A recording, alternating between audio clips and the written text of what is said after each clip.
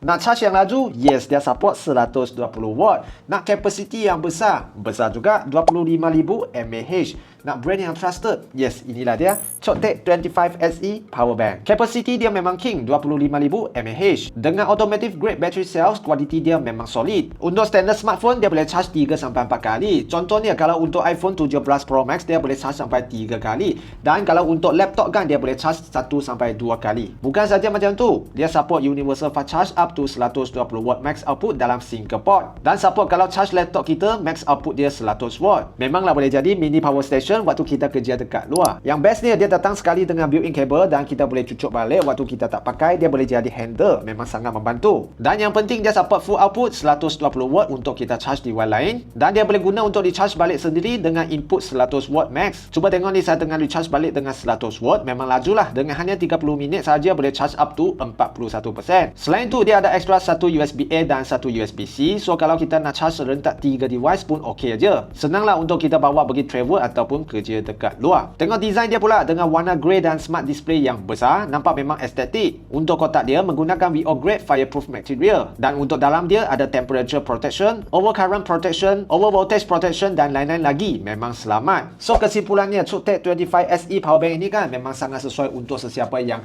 memang high usage ataupun yang selalu kerja dekat luar dengan kapasiti yang sangat besar dan memang selamat. Harga yang ditawarkan memang sangat berbaloi dengan spek yang dia bagi, performance yang kita dapat. So siapa yang berminat boleh orderkan satu. Kalau ada soalan, komen di ruang komen.